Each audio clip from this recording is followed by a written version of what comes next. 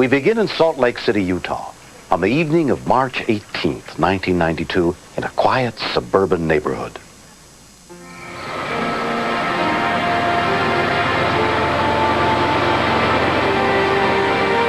Apparently, Mrs. Parkin was alone in the house.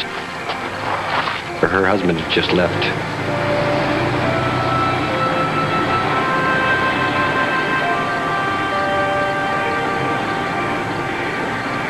She was in a back sitting room watching television, and someone came to her front door.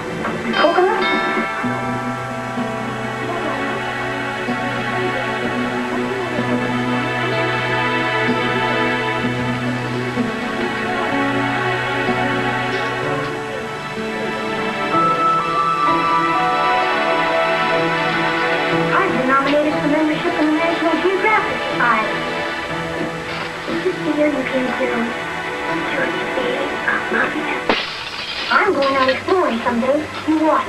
I'm going to have a couple of...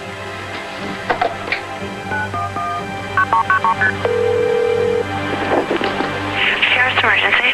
There's someone breaking in my house. Somebody's breaking in your house? Yes, downstairs. They're breaking in. Okay, where are you at? I'm upstairs. Okay, hold on 1 second. I'm going to get a car going. Don't hang up the phone. Okay, hurry.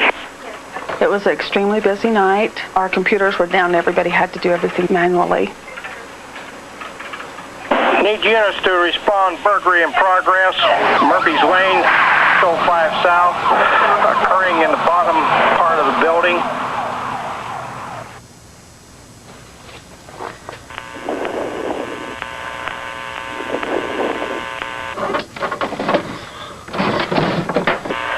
Please hurry.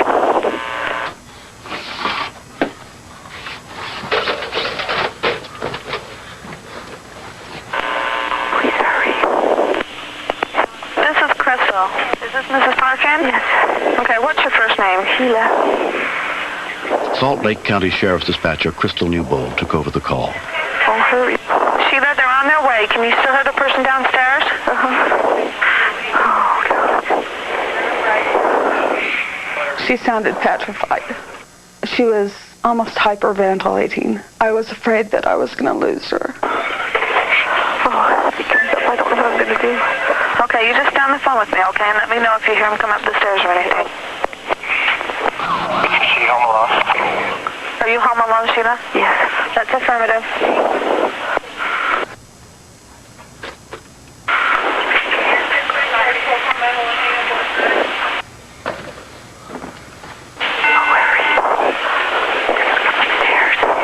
Okay, just stay on the phone with me.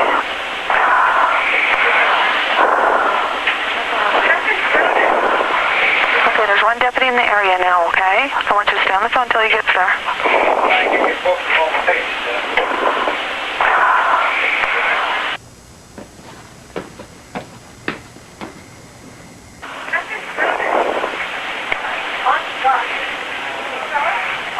I asked her questions to get more information, and then I would pass it on to the deputies. It helps them find the house faster.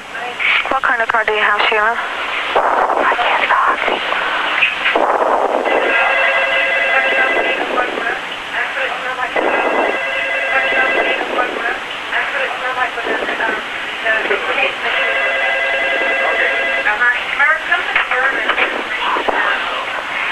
Okay, I'm just going to ask you questions, yes or no, okay? All right, can you still hear him? I don't know. It's coming up.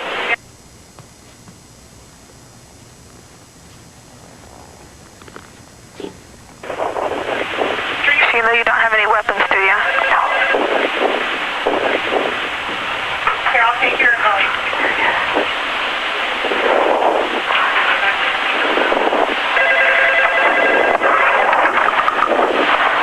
Sheila, is that him?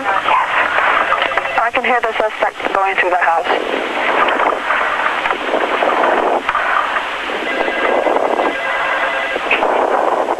At that point, I didn't really care if we caught him or not.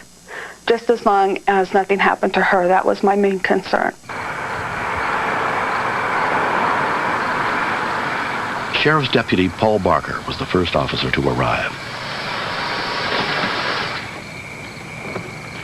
I parked down the street. Bravo 7 area.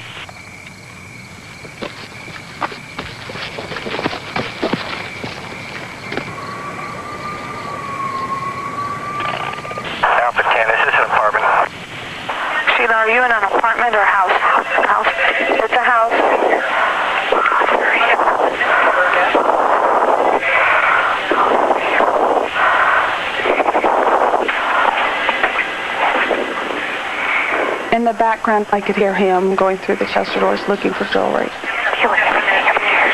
Okay, I can hear him too, okay?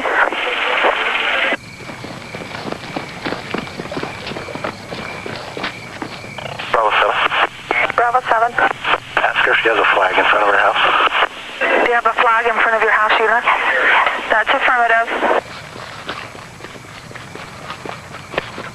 Once I knew this was the right house, I started to get more nervous, thinking that the possibilities of what could happen to the victim were endless. And if all of a sudden he found her and turned on her, it's still going to be 30 seconds to a minute before we could, get entry into the house. Bravo 7, which room is she in the house? Okay, which room are you in the house? She's upstairs in the back room. She's not in her bedroom, but I can hear him in the other room. Copy.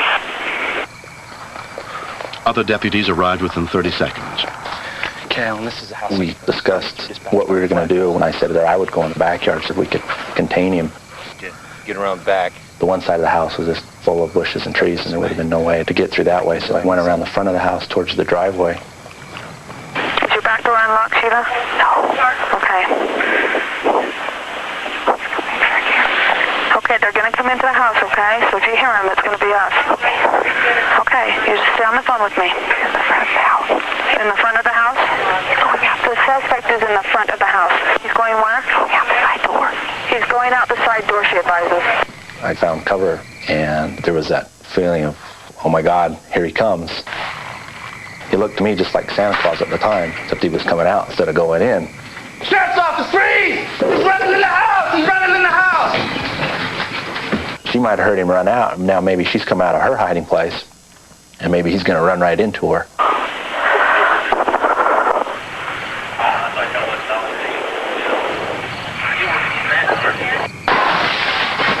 Freeze! Freeze! Freeze! Freeze! I heard a crash, and she opened the front door.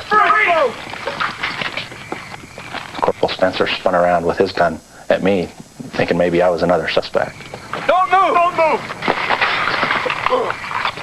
As I got him handcuffed, the other deputies made entry into the house to see if there was possibly another suspect. Sheriff's office! Sheriff's office! Okay, somebody said sheriff's office. Okay, you stay on the phone with me till you see the deputy, okay? Yeah, I don't see anybody yet. Okay, just stay on the phone. Yes. Yeah, I'm in here. Okay. Okay, he's here. Okay, the deputy's right there with you now? Okay, I'll let you go. All right, bye-bye. Okay. All right, bye-bye. Okay. I didn't want to let go of her, because she had been there through the whole thing, and it was kind of hard to hang up with her. Crystal, the dispatcher, kept us updated as to what the complainant kept saying on the phone, where the suspect was in the house. She did an excellent job on this. The suspect was subsequently found guilty of 2 felonies and sentenced to 5 years.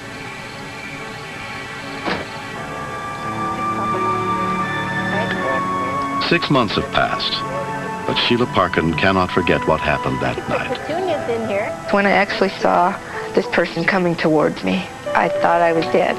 And when he grabbed a hold of the VCR, I could feel the cord pull behind me. I thought if he had to unplug it, if he reached down there to get it, he'd find me there. I'd be there. It bothered me realizing how close he was. Just within minutes, she could have been gone.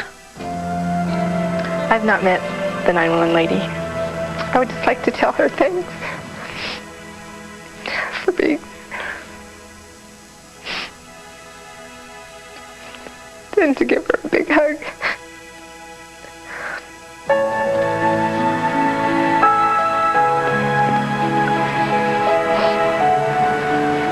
Nice to meet you.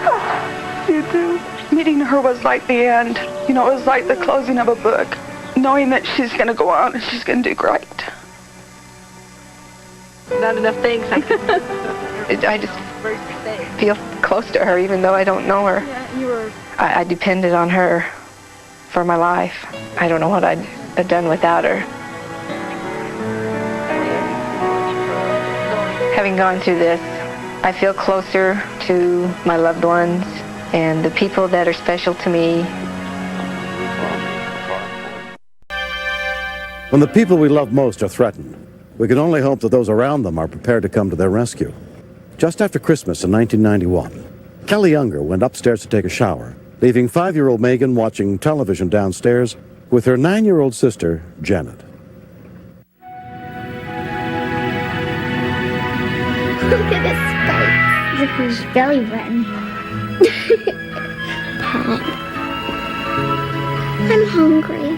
We were just watching cartoons and I decided to make some oatmeal. So I turned on the gas on the stove.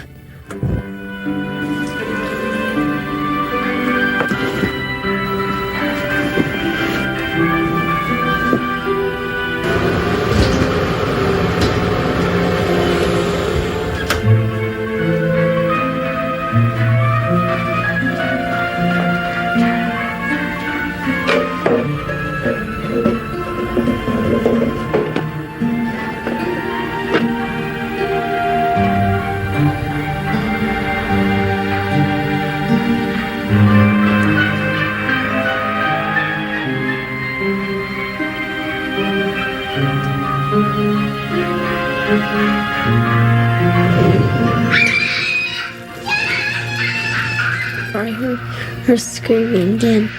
I'm all, oh my gosh, Megan, what's happened? So I ran over there and I just pushed her off the chair and started to roll her around.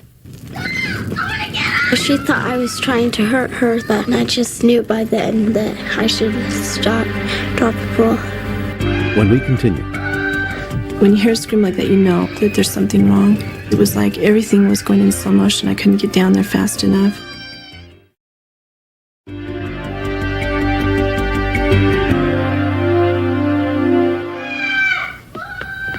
When you hear a scream like that, you know there's no talking about it. You know that there's something wrong.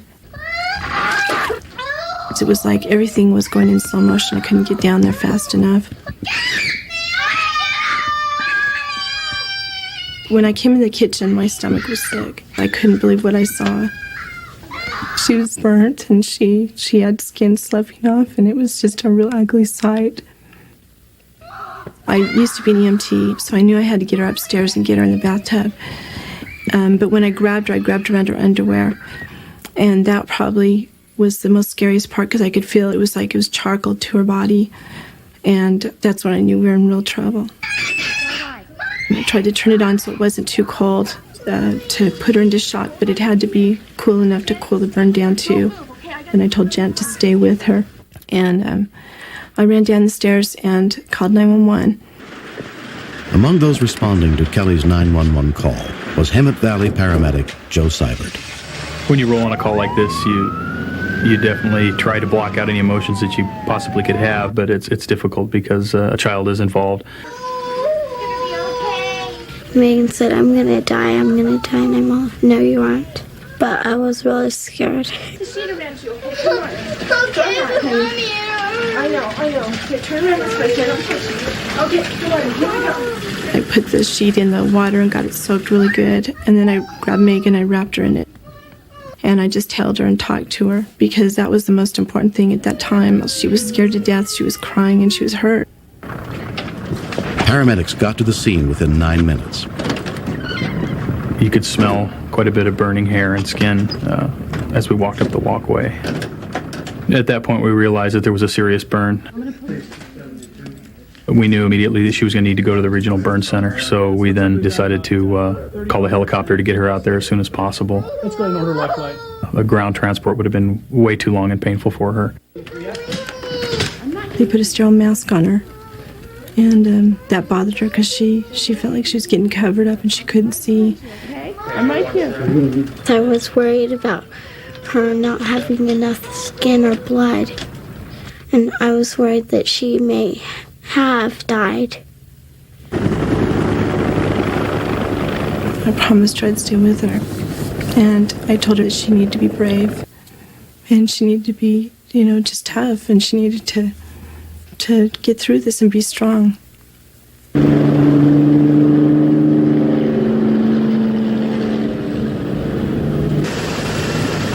They had a partition between where they took care of the patient and where we sat. And I could hear the whole flight screaming. I knew they were trying to get an IV started. That was tough. That was really hard because I couldn't go back and talk to her.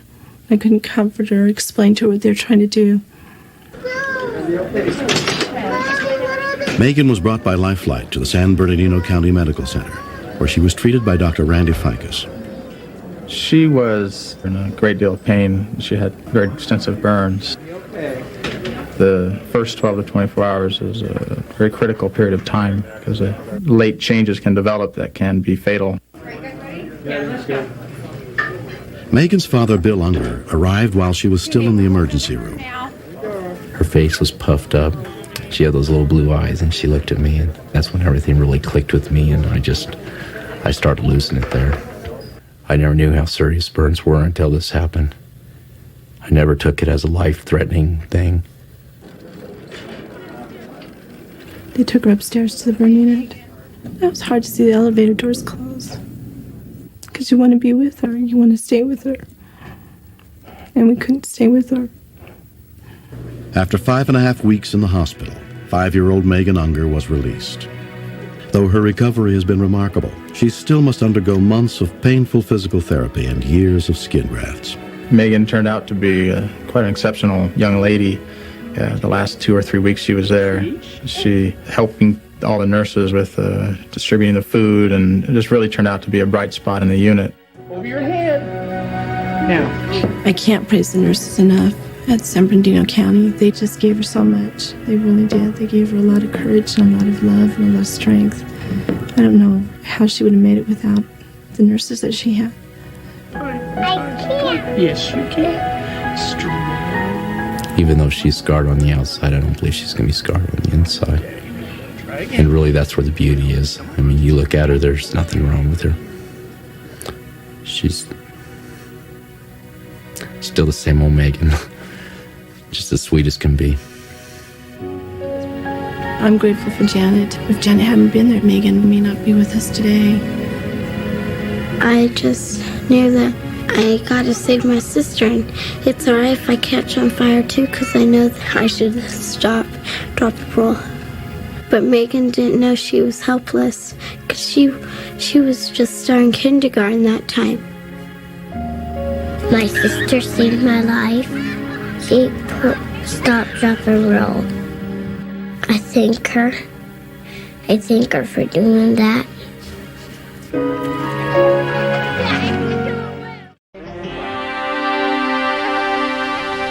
In recent years, more and more women have become involved in emergency medicine, where split-second decisions often mean the difference between life and death. This story is not a recreation. It's the reality of working in the EMS units and trauma centers on the front lines of medical care in Las Vegas, Nevada.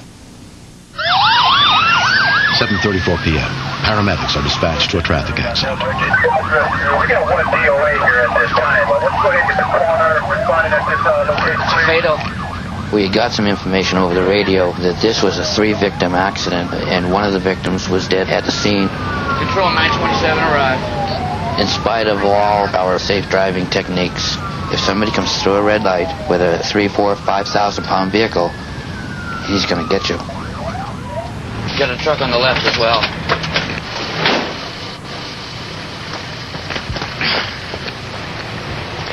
What kind of help you need here? This fellow in the gold and white pickup truck came through the red light. There was no warning for the passenger of the blue vehicle. It was over instantly. He may not have even seen the vehicle coming. I'm going to go over here and help this crew. Paramedic Debbie Elder is treating the driver of the blue car. What do you need, Deb? Get some help here. Okay. You have to hold him down. Okay, turn it around, guys. All right. Looking at the damage to the vehicle, which was incredibly severe. Hi there. There was no passenger side left. There was no back seat. Everybody hold on to him. All that there was a driver compartment, and that was pretty mangled. Marcus Jackson, the 20-year-old victim who was driving the blue car, is transported to University Medical Center, where he is treated by trauma team doctor Christine Doyle. Stop the IVs. Yeah, stop the IVs. Do not. There. Okay, it's coming right out up here. Right out where? Right out from the wound. See, anything, whether it's blood or an IV solution, is just salt water. pouring out of something is always a kind of scary feeling because you don't know where it's coming from and you don't know how fast you can control it. This does not appear to be into the chest. It appears to be into the axilla. Okay? He does go deep. He does have palpable brachial pulses and distal pulses in the arm. Although the chest cavity was not penetrated, the paramedics made the correct assumption that it existed, even though it didn't. Sort of Murphy's Law.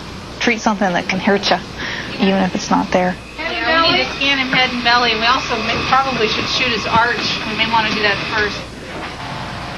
A CAT scan is taken of Marcus's head and chest. Marcus's mom was expecting the worst because of what had happened at the scene. So when you see him, it's going to be kind of scary. You understand that? Is he still living? He's still alive. Thank God. His blood pressure is Thank fine. God. His heart is working fine. Thank God. We're getting all these fancy x-rays, CAT scans. So far, everything looks okay. The head CT scan is fine. Marcus had seriously fractured his arm. But to be able to tell a parent or a loved one that their child or spouse is going to be all right is always a pleasant chore. It's always nice to be the bearer of good news. Thank you. We'll let you see him in a little bit. She took the time to let me hold her hand and listen to me. And that was important to me, what Dr. Doyle did. Not only her medical profession, you see what I'm saying? Because that's what she's being trained to. But the woman part in her and the human part in her opened her heart to me. You can't help but be human, and that means that you hurt for somebody. In this case, Marcus lost a friend and was seriously injured and unable to help his friend. And that always affects the patients, and it always affects us. There are times when you go off in a corner and cry. You can't not do it. There are times when you go home and you cry and you wonder what you did wrong, because you can't save everybody. And we were lucky. Marcus was lucky. If they hadn't have been there on the scene to give their support, if it wasn't anything but to lift his hand on the stretcher or to wipe the blood away, thank God for them. Because if it wasn't for them, Marcus wouldn't have made it.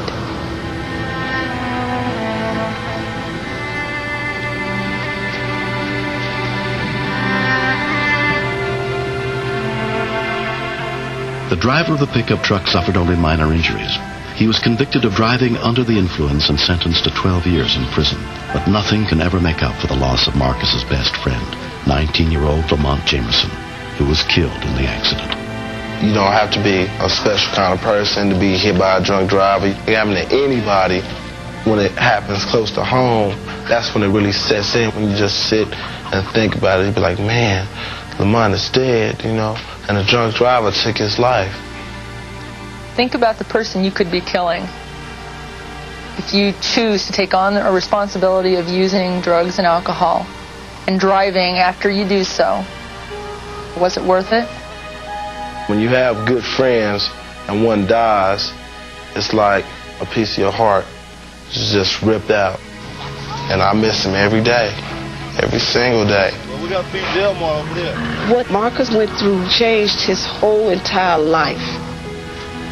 Now I hold every day of my life precious, and I appreciate all the help the paramedics did by getting me to the hospital. That's probably why I'm here today.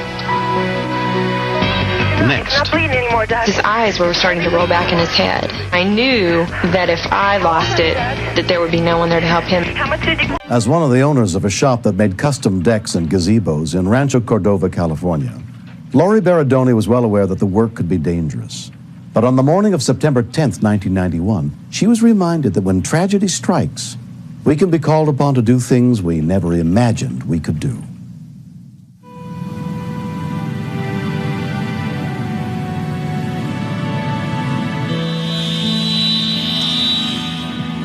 "20-year-old Doug Reams was the only other person at the shop that morning.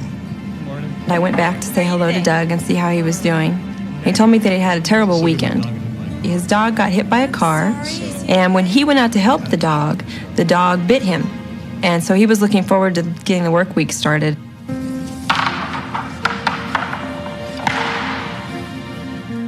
I went back to work.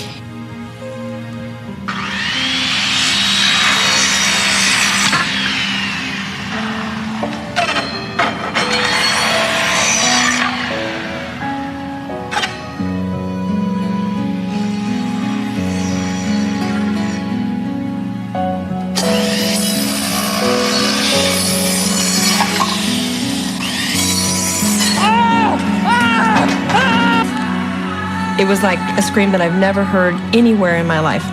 And I knew that he'd cut his hand off, even though I wasn't in the same room with him. Come on. Fire dispatch, what is it? Someone cut off their hands. Calm down. What's the address? 3339. Take off your shorts. Calm down. Listen to me. She was a little out of control. At times you have to go through and really, basically get in there and just tell them, look, you got to listen to me. We're trying to help the person, and we need you to be calm so you can help them. What I want you to do is wrap a towel around I don't have anything. I don't have anything. Any paper towels or anything of that nature? No, toilet paper. No, that won't work. Call was taken by Sacramento Regional Communications Dispatcher, Vic Boithier. We needed to get some direct pressure on that bleeding. Even a T-shirt or something of that nature? Yes. Okay. How bad is the hand? Is it off? I don't know. Okay. Take it and wrap it up. Doug, don't move. I said, Doug, we've got to get off your shirt. So we took Doug's shirt off and wrapped it around the wound.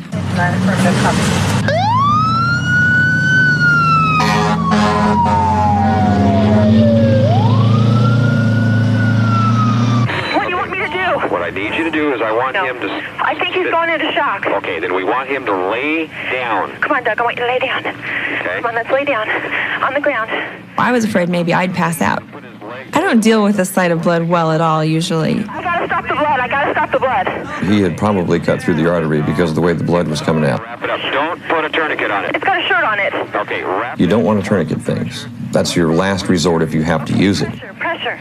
Okay. Okay, now I want you to do is I want you to lay him flat like he is. Okay. I want you to elevate his legs about 18 inches Put your or legs so. on the bench. Legs on the bench, Doug. There you go. It's okay. Okay. You're doing good work. All right. Come on, he keeps saying he's going to die. No, he's not. Come on, Doc, it's You okay. tell him we're not going to let him do that. We're not going to let you. No, you're not. It's not bleeding. His eyes were starting to roll back in his head. And I'd say, come on, Doug, come on. And his eyes would come back. And I knew that if I lost it, that there would be no one there to help him. What do you do, cut it on a saw? Yeah. Okay. Does he know how much he cut? How much did you cut, Doug? About all the way through. Okay. The hand has not been basically amputated, right? It's through the bone. Okay, it's through the bone, so it's hanging basically by the skin. Yeah. Okay. You just think about everybody that's on their way here, and they're going to take care of you. They got a whole crew coming. Atta girl. So I want Good you to work. just hang on. Come on. No, you're not going to die. We're not going to let that happen. Good girl, Lori. It's okay. It's going to be okay. Sacramento County Fire Rescue Units were the first on the scene. Okay, they're here. Should I leave them here? No. I want you to stay on the line with me until they get here. Can I go out front and flank? Yes.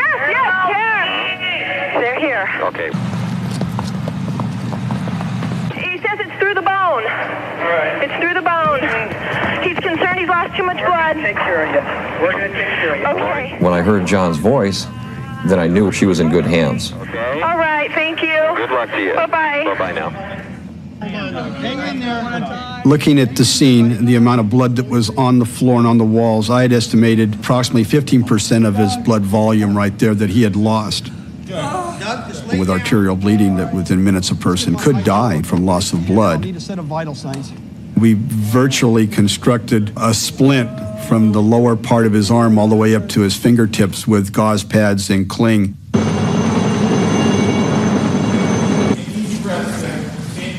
Doug was very pale. He's telling us he doesn't want to lose his hand. He's telling us that he doesn't want to die. Doug was taken by life flight to the trauma unit of the University of California Davis Medical Center. His father, Russ, was there waiting for him. Before they took Doug into surgery, he looked at me and said, "Well, guess I'm going to lose my hand." I said, No, you're not going to lose your hand. Everything's going to be all right. Don't worry about it. And the whole time I was thinking, yes, you are going to lose your hand.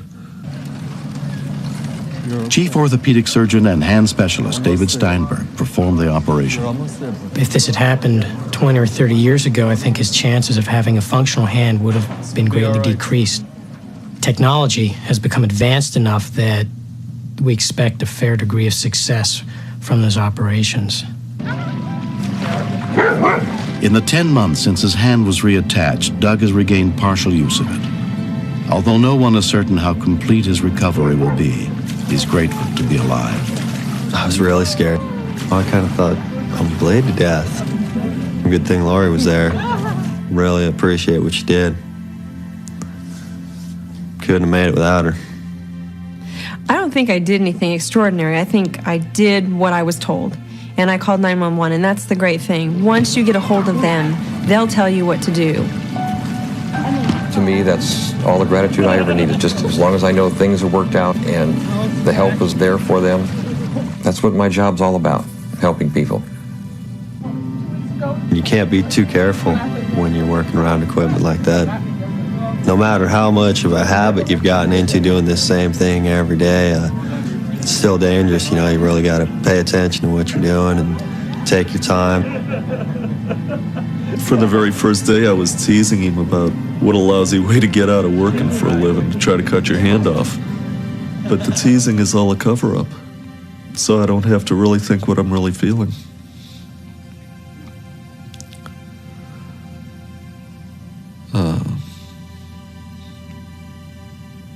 And what I'm really feeling is I could have lost my son.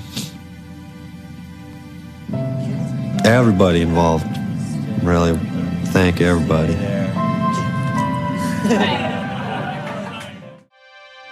Neither 11-year-old Deidre Soler nor her parents had ever imagined that someday she would have to use her first aid skills to try and save the life of someone she loved. But that moment came on July 16, 1991, at the family's home in Westerville, Ohio.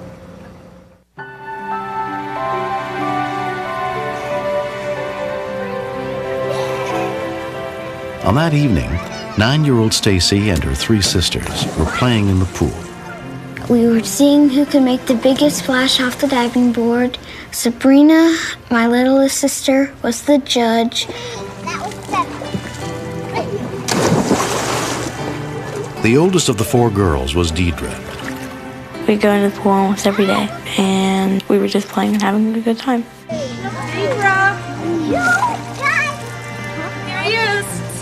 Around 7:30, Nina brought out her 3-year-old son, Stephen, who did not know how to swim. All of them were having a big time, and Stephen wanted to go be with his sisters, so I got his swimsuit on.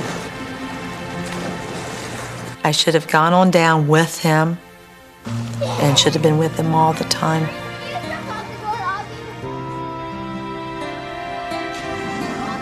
We were just sitting down talking over dinner like we usually do. About the only time when the children aren't around.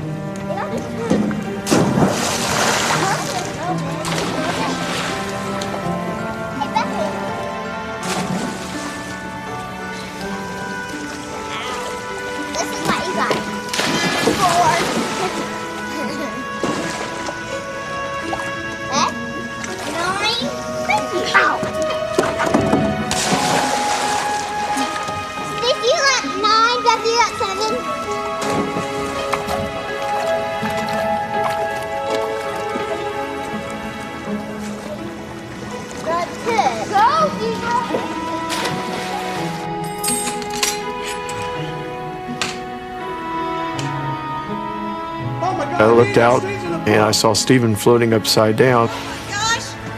Deidre, get down here! Steve to the pool! I heard my dad scream, so I just started swimming down at the end. Hurry! Deidre! Stacy, get a towel! I thought he was going to just pop up. It was just a few seconds, I thought. And when they pulled him out, he was just very quiet. When we continue. Deidre, get down here! Steve to the pool! At that point, I thought my son had drowned. And I thought, oh no, my worst dreams have come true.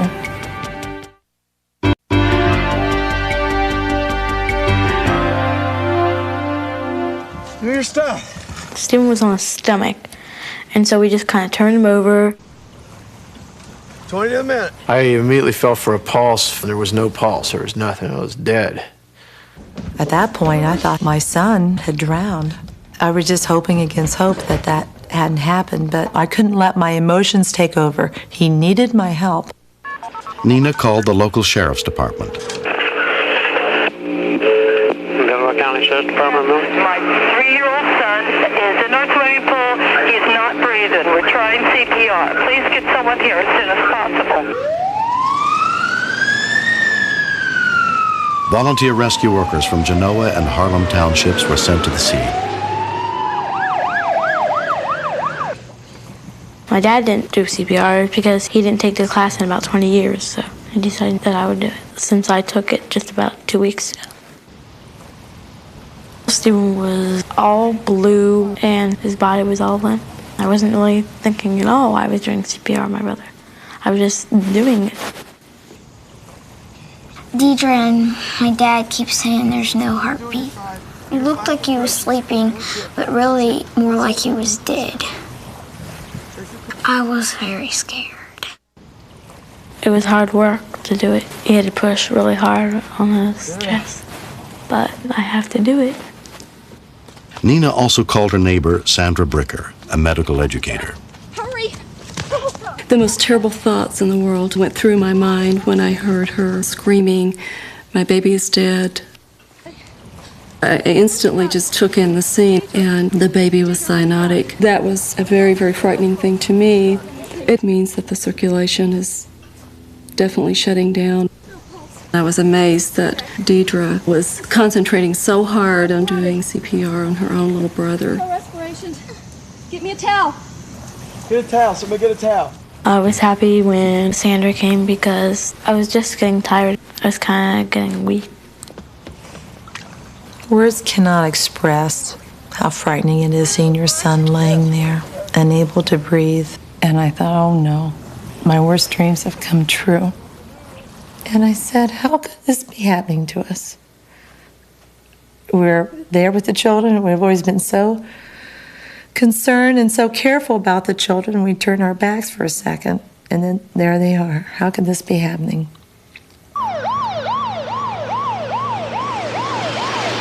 Among the volunteers responding was paramedic Mona Lord. My husband and I lost a 14-month-old daughter to SIDS. So it puts me in a unique position that I see both sides of the fence. And if it doesn't go well, I know what they're going to have to face. Suddenly, I got a pulse. And I remember screaming, "We've got a heartbeat. We've got a heartbeat." 6 minutes after the call for help, the first rescue units arrived. No respiration, but... One of the responding paramedics was Hugh Dick. We were very much afraid that we didn't have anything in our favor because of the distance we had to travel. So you planned for the worst scenario. We need an airway. But when we got there, we found the neighbor had done CPR. The boy's older sister had done CPR. He was basically holding on his own. How's that monitor going, Mona? You got a nice science stack. He's running about 120. I thought it was great that the sister, especially someone that young, one, knew the CPR, and two, took the initiative to go ahead and step in and do it. A life flight helicopter was called in to airlift Stephen to Children's Hospital. He spent 5 days there and was released without any permanent injury.